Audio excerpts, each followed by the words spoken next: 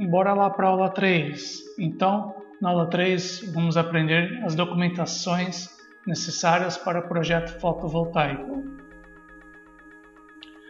Quais documentos devem ser entregues à distribuidora para homologação do projeto de microgeração? No caso aqui, eu vou apresentar um projeto de microgeração, que é até 75 kW-pico, 75 kW. Os documentos necessários estão discriminados no módulo 3 do PRODIST da ANEEL. Então, na ANEEL tem uma normativa, que é o PRODIST, no módulo 3, que lá está discriminado todos os documentos. Então, são divididos em microgeração até 10 kW, microgeração entre 10 kW e 75 kW, e mini geração entre 75 e 5 MW. Então esses documentos são divididos nessas três opções aqui de potências. E pela NBR 16274, que é a NBR do Sistema Fotovoltaico Conectados à Rede. Nesta norma, é comentados alguns dados importantes para o projeto. Então você tem as informações básicas do sistema, e no mínimo as seguintes informações básicas devem ser fornecidas: identificação da referência do projeto, quando aplicável, nome do proprietário do sistema, localização do sistema, endereço ou coordenadas geográficas, a potência em kW-pico e kVA, módulos fotovoltaicos inversores, com os dados do fabricante, modelo, quantidade, o período da instalação, períodos dos ensaios de comissionamento, período dos ensaios de avaliação do desempenho quando aplicável.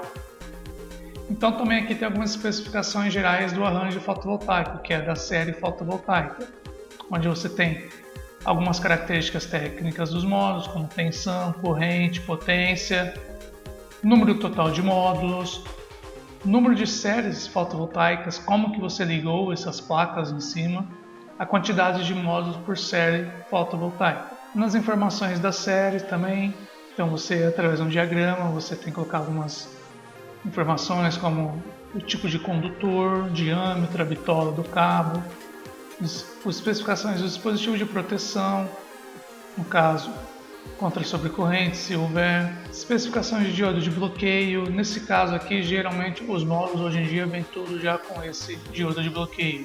As marcas de primeira linha, então ele já vem com esse diodo de bloqueio. Também alguns detalhes elétricos do arranjo fotovoltaico, como a especificação do condutor, localização da caixa de junção, que seria os quadros de proteção, localização, tipo e característica de tensão, no caso CC, especificação dos dispositivos de proteção contra sobrecorrente, se houver, isso para a parte de corrente contínua.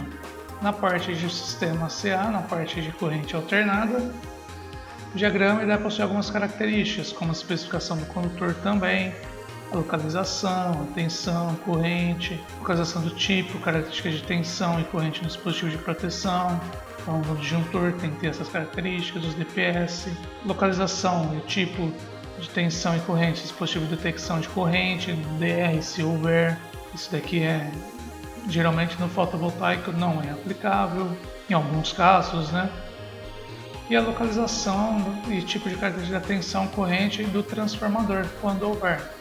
Geralmente um transformador aqui, quando é sistemas residenciais, são bifásicos e o transformador é trifásico. Ou mesmo quando determinadas potências, o transformador ele é alimentado a 380 e no comércio, na casa, só tem 220 volts. Aí é necessário também o transformador. Então eles têm que ter essas características dele também. Então os documentos necessários para homologação conforme as concessionárias. Então na CEMIG eles pedem alguns padrões de documentos que é regidos pela ANEEL, mas a ANEEL ela deixa aberta para que a concessionária possa pedir algo a mais, algum outro documento a mais. Então para microgeração até 10 kW, Você precisa da RT, do responsável técnico, o diagrama unifilar básico, contendo as informações dos componentes e dos dispositivos, o memorial descritivo, contendo a localização, descrição geral da instalação, certificado de conformidade dos inversores, dos módulos e tudo mais. E os dados necessários para o registro da central geradora, conforme disponível no site da ANEEL. Já na Enel, antiga Eletropolo, AES, também é bem parecido. Então você precisa de um diagrama unifilar, diagrama funcional do sistema, características de TP e TC, que é quando é projetos de mini geração, no caso, projetos de grande porte, que envolve média tensão. Memorial descritivo, também dados da geração, como potência, desenho do projeto de instalação, desenho do projeto de instalação. Também desenho de localização da instalação da geração e recinto dos painéis, que seria a localização do arruamento, onde possui as ruas. Número de registros de concessão do inversor pelo Inmetro, então você precisa também ver se o inversor está homologado e pegar esse número registrado lá no Inmetro. A RT também do projeto e execução. Ajuste de tensão quando necessário, o fator de potência, como frequência também, dependendo da região, tem que ter um pequeno ajuste. Fabricante e área das placas fotovoltaicas, então o espaço que ela vai ocupar em metro quadrado, número de arranjos, número de módulos. Então isso aqui só é bem parecido também, salvo algumas outras informações, diferente da CEMIG. E na CPFL também possui alguns documentos que também basicamente são os mesmos, que no caso para pessoa física e para pessoa jurídica. Então na pessoa física você precisa de um anexo E, que é dado pela GED aqui, que é a norma de distribuição do CPFL 15.303. Então lá tem esse anexo E, que é composto anexo E. Precisa de um RG e um CPF, um documento com identificação, com foto. No autoconsumo remoto precisa do anexo G e da compartilhada também. Todos esses anexos estão dentro dessa GED 15.303. Lá tem todos os dados necessários para preenchimento. E para a pessoa jurídica, também um anexo E assinado pelo titular responsável e contrato ou estatuto social, juntamente com o CNPJ. O anexo G novamente, que, como disse, já está tudo aqui nessa norma de distribuição do CPFL, e demais documentos quando for para a geração compartilhada. No caso aqui, tem vários documentos necessários que toda a parte de consulta tem aqui nessa resolução da CPFL. Mas basicamente parece que é bastante coisa diferente, mas tudo, grande parte, as informações são as mesmas de qualquer concessionária. Aqui eu abordei de 3 concessionárias, mas as demais também são bem parecidas, algumas particularidades, porém, como eu disse, é regido pela ANEEL, então eles têm que seguir o que a ANEEL também solicita. E no caso ainda da CPFL, tem a documentação técnica. A documentação técnica seria o certidão de registro do profissional, que tem um CREA no caso, a RT. Então, no caso, eles pedem a certidão para comprovar que realmente o profissional ali, o engenheiro ou técnico eletrotécnico, tem ali o registro ativo. O anexo F, que também tem na norma de distribuição do CPFL, projeto em AutoCAD, no caso, com a planta de localização, são as ruas de localização, se tem avenida próxima, a planta situação, que é onde fica o padrão de entrada, e o diagrama unifilar, que indicando desde o ponto de conexão com a distribuidora, bitola dos cabos, capacidade de proteção, entre outras informações. Também aqui tem que ter a certificação dos inversores pelo Inmetro, As fotos mostrando a visão ampla do padrão de entrada, então você tem que tirar uma foto do padrão de entrada para ver o medidor, o disjuntor que tem ali, o tipo de caixa. Como eu disse aqui, a foto mostrando proteção geral. Então, dentro do padrão de entrada, você tem que tirar uma foto ali ampla e focada no disjuntor, no medidor, o máximo de informação que você tiver. Isso é válido para qualquer concessionária das ditas anteriormente. Então vamos lá na prática para ver o que são esses documentos. No exemplo aqui eu vou dar o exemplo da CPFL, que é uma das que mais pedem os documentos ali. Então vamos lá para a prática. Eu vou mostrar para vocês da concessionária CPFL o que ela pede, no caso aqui na normativa 15.303, os documentos e alguns documentos recomendados, que é pela nossa experiência aí, que eles têm pedido também. Então vamos lá para a prática. Vou mostrar para vocês os documentos que a CPFL pede conforme a normativa de distribuição 15.303 e alguns documentos que geralmente eu coloco para ter essa aprovação. O anexo E nada mais é do que esse formulário de solicitação, onde você preenche a identificação da unidade consumidora, que é o código da unidade consumidora, o titular da conta, o endereço, o bairro, o e-mail, os dados pessoais. Então você preenche aqui os dados pessoais. Os dados da unidade consumidora, qual que é a carga instalada. Isso daqui geralmente, você ligando no CPFL, você vai saber a carga que você, o seu cliente tem instalado. Isso aí também é importante você colocar aqui nesse campo. Se é monofásico, bifásico, trifásico, tipo de tensão, qual que é a tensão que é 220, 127. A potência do sistema de energia solar, qual que é a potência que você dimensionou. Então, no nosso caso lá, nós dimensionamos a 5,49. O tipo de fonte de geração, se ela é hidráulica, solar, eólica, biomassa. Aqui são algumas documentações a serem anexas, que foi que a gente já comentou sobre as documentações. Isso daqui é a parte da distribuidora e isso daqui é o nome do titular da conta, de onde está instalando o sistema.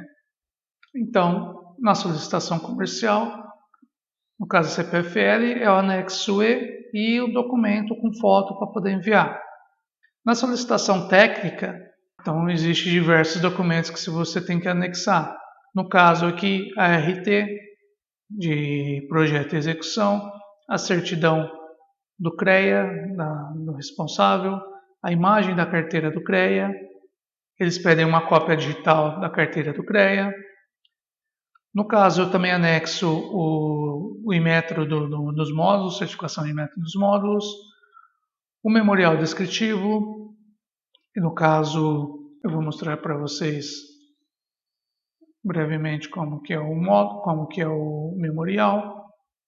Então, o memorial possui toda a informação do projeto, desde o que ele tem no padrão, a descrição geral do consumidor, todos os dados pessoais dele, as fotos do padrão de entrada. Então, aqui é o memorial descritivo mesmo no projeto. O projeto, tudo que é descritivo está aqui. Tudo que é informação técnica dele tem aqui no sistema. Também temos o projeto fotovoltaico, que é o diagrama unifilar básico. Então, o diagrama unifilar básico ele tem que compor tudo que é a interligação elétrica. Então, desde o padrão de entrada, que está entrando no medidor, com qual disjuntor que tem no cliente.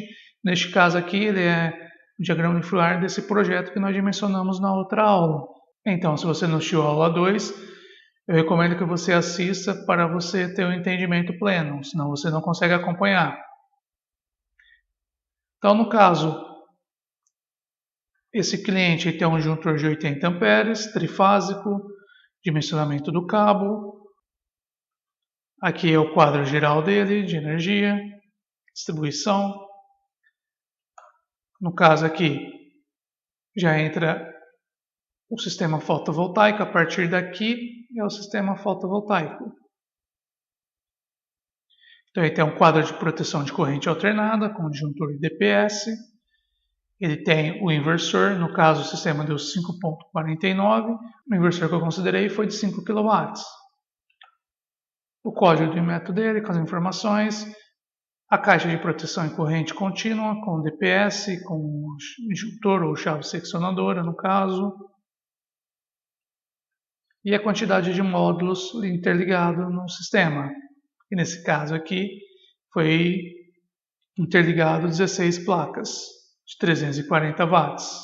E como que eu sei que eu posso interligar essas placas? De forma resumida, para não estender muito esta aula, não dá para estender muita. De forma resumida, nós conseguimos ver aqui na folha de dados do inversor como a gente pode interligar essas 16 placas, porque não pode sair interligando a olho. Então a gente tem que obedecer uns parâmetros mínimos, que no caso cada placa ela tem uma tensão de uma tensão nominal e uma tensão em aberto, que no caso a tensão em aberto é quando o sistema está desligado. Então cada placa à noite, quando está amanhecendo, ela vai ter uma tensão em aberto. Um dos parâmetros importantes para você poder dimensionar se você pode ligar tantas placas. Então, para você saber o tanto de placa que você pode ligar em série ou em paralelo, você tem que olhar no manual do inversor, logicamente. Neste caso, 16 placas, eu sei que eu posso interligar as 16 em série, porque essa MPP Voltage Range, ela quer dizer que eu posso interligar entre 240 a 800 volts contínuo. Então, cada placa em média ali, dependendo da potência, tem de 40 a 42 volts em corrente contínua. Então, eu sei que eu posso interligar essas 16, que ela vai estar nessa faixa aqui. Então, cada caso vai ser um caso realmente aí, você tem que pegar o folha de dados e conferir no sistema. E aqui são alguns equipamentos necessários, são como que é realmente um projeto instalado. Então você pode ver aqui que os trilhos são fixados na telha, parafusado, dependendo. Os parafusos pode ser colocado na telha ou pode ser sistema de gancho. Enfim, existe algumas alternativas para fixação da estrutura. Aqui é o perfil, que é essa barra aqui, e as placas sendo colocadas. E aqui é um exemplo também do inversor de fotovoltaico, na mesma marca que a gente dimensionou. Aqui é a caixa de proteção em corrente alternada, que seria o disjuntor do DPS, e aqui é a string box, ou caixa de proteção da corrente contínua, que é onde você tem a seccionadora e o DPS. E sobre o prazo, como que o projeto ele é aprovado? Quanto tempo ele pode ser aprovado? De acordo com a ANEEL, então, após você fazer a solicitação de acesso com todos aqueles documentos que você tem que colocar no site da concessionária, geralmente site tem umas que é por e-mail ainda, após colocar no sistema, na distribuidora da concessionária, eles têm um prazo de 15 dias para estar aprovando esse parecer de acesso. Então, após 15 dias, não tendo reprova, você compra o material e instala a geração. Após a instalação, você pode pedir a vistoria. Assim que você pede a vistoria, eles realizam a vistoria, não tendo nenhum problema, nenhuma melhoria. Eles têm 7 dias para estar trocando o medidor. Então, após eles trocar o medidor, aprovar o ponto, eles trocam a medição e você inicia o sistema de compensação. Aí você já vira um gerador fotovoltaico mesmo. Em todo esse tempo aqui, qual que é o prazo que a ANEEL regulamenta? 34 dias para microgeração e 49 dias para mini geração. Ok? Então esse é o prazo segundo a ANEEL. Caso não seja atendido, você pode protocolar a reclamação junto aos órgãos competentes e junto à ANEEL. Então, na aula de hoje, o que nós aprendemos? Nós aprendemos sobre as documentações necessárias para um projeto, para você poder dar entrada na homologação do projeto, os equipamentos necessários, o que é o inversor, como que é instalado as placas, como é instalado os perfis e os prazos de homologação. Então, quanto tempo você demora para poder estar gerando energia aí para você e para o seu cliente. Então agradeço por sua atenção e peço que você deixe um comentário aqui em cima, ou embaixo, em algum lugar aqui, para poder estar nessa última aula que recomendo que vocês não percam, que é de boa importância para a complementação dessas 3 aulas que vocês têm seguido. E peço para vocês, façam comentários se vocês estão gostando, o que vocês teve dúvida nessa aula. E aguardo vocês na próxima aula.